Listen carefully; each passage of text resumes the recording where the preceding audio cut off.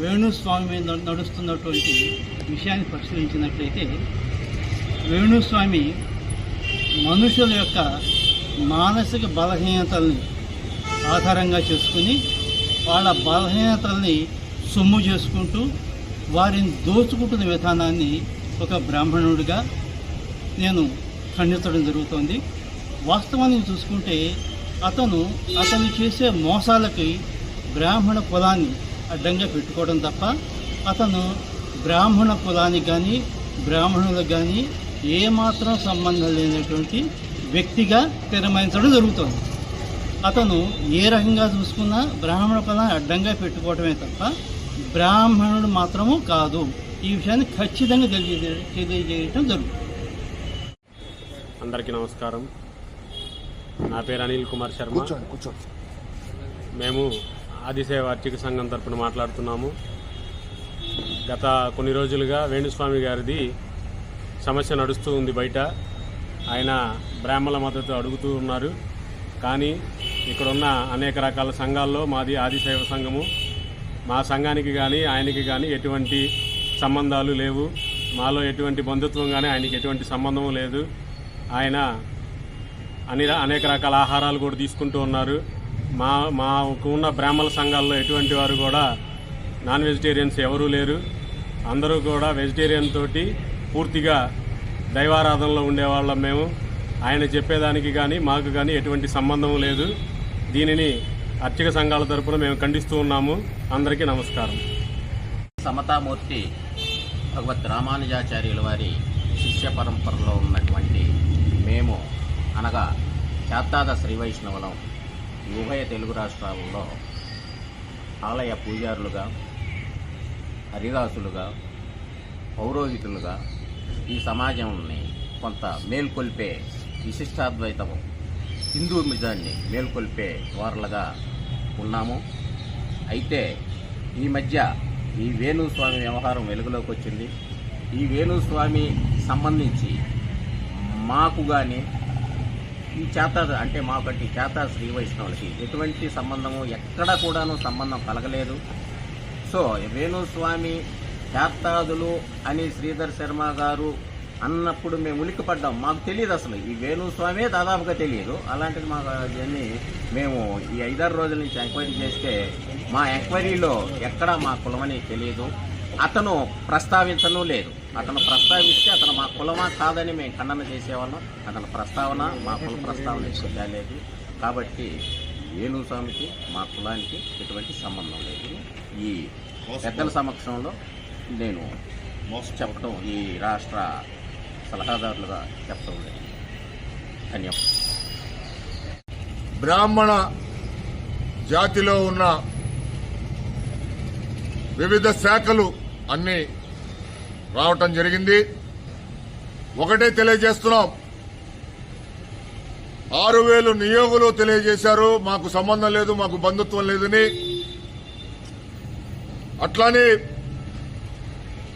వైదిక శాఖలో ఉన్న పెద్దలు వారు తెలియజేశారు వేణుస్వామితో మాకు ఎటువంటి బంధుత్వం కానీ మాకు సంబంధం లేదు అని.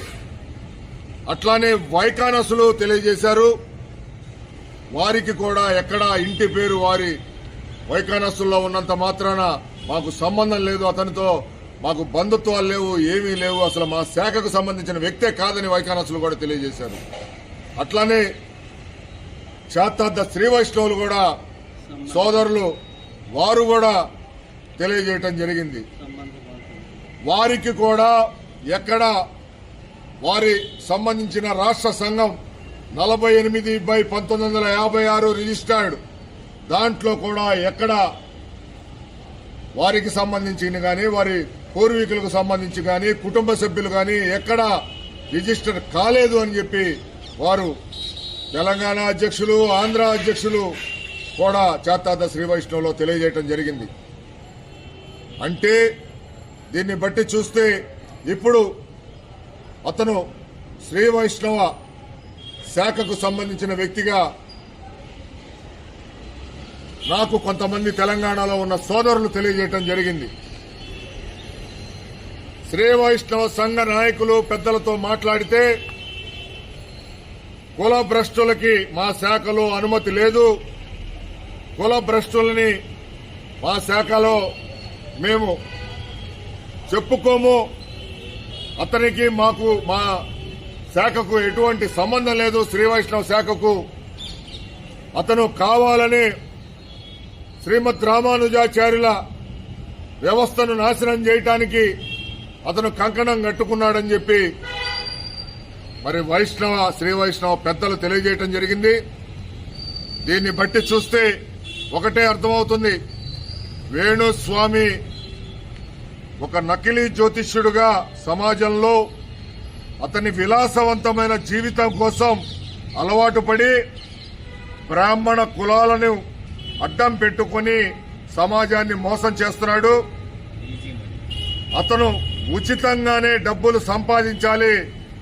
మానసిక ఇబ్బందులు ఎవరైతే ఎదుర్కొంటున్నారో వాళ్ళందరి దగ్గర రాజకీయ నాయకులు గాని, సినిమా ఇండస్ట్రీ వారు గాని, జర్నలిస్టు సంబంధించిన మిత్రులు గాని, మిగతా సామాజిక ఇండస్ట్రియలిస్టు గాని, మిగతా కులాల్లో ఉన్నవారు గాని ఎవరినైనా సరే వాళ్ళని సైకలాజికల్ గా బ్లాక్ మెయిల్ చేస్తూ అతను డబ్బు సంపాదించుకుంటున్నాడు. దీనిపైన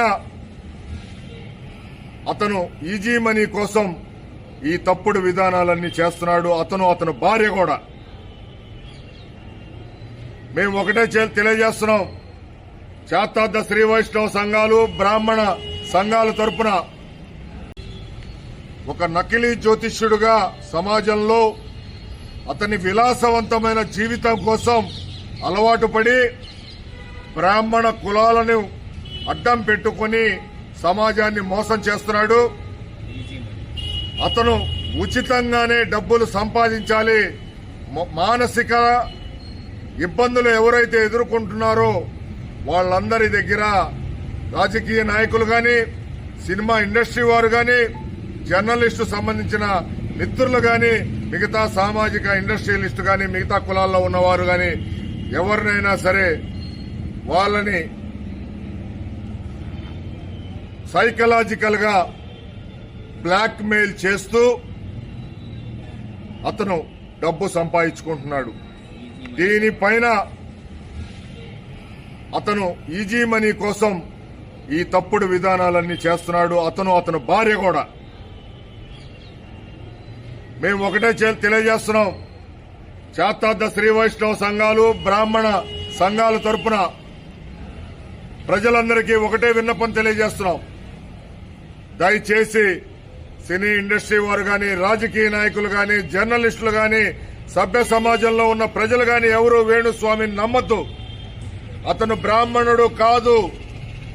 అతని వైష్ణవ మతానికి ఎటువంటి సంబంధము లేదు. అతను వీటిని అడ్డం పెట్టుకుని అతను సంపాదించుకుంటున్నాడు. కాబట్టి అతను మోసపు పనులని ప్రజలు నిలదీయాలి. అతను ఏ కులమో కూడా వేణుస్వామి భార్య బయట పెట్టాలి. లేని పక్షంలో అతను తప్పుడు విధానాలతోనే ప్రజల్ని మోసగించడానికి కోసమే జ్యోతిష్యం, బ్రాహ్మణం అనేది అడ్డం పెట్టుకుంటున్నాడని చెప్పి మేము తెలియజేస్తున్నాం. దీనిపైన ముఖ్యమంత్రి రేవంత్ రెడ్డి గారికి బ్రాహ్మణ సంఘాలు, శాతార్థ శ్రీ వైష్ణవ సంఘాల తరపున మేము ఒక విజ్ఞప్తి చేస్తున్నాం. తక్షణమే వేణుస్వామి చేసే బ్లాక్ మెయిల్ జ్యోతిష్యానికి అడ్డుకట్ట వేసి ఇటు ఆంధ్ర ప్రజల్ని, తెలంగాణ ప్రజల్ని కాపాడాలి. అతని పైన చట్ట ప్రకారం చర్యలు తీసుకోవాలని బ్రాహ్మణ సంఘాలు, శాతార్థ శ్రీ వైష్ణవ సంఘాలు, అట్లానే శ్రీ వైష్ణవ సంఘాలు కూడా మరి కోరుతున్నాయి. వేణుస్వామి, నీ కులం ఏంటో నువ్వు బయట పెట్టు. ఇన్నాళ్లు మోసగించావు. నీ బండారం బట్టబయలైంది కాబట్టి నీకు దమ్ముంటే నీ కులం చెప్పుకో, లేకపోతే నీ జ్యోతిష్యం మానుకో అని చెప్పి బ్రాహ్మణ సంఘాలుగా, శాతార్థ వైష్ణవ సంఘాలుగా మిగిలిన సభ్య సమాజం తరపున వేణుస్వామిని హెచ్చరిస్తున్నాం.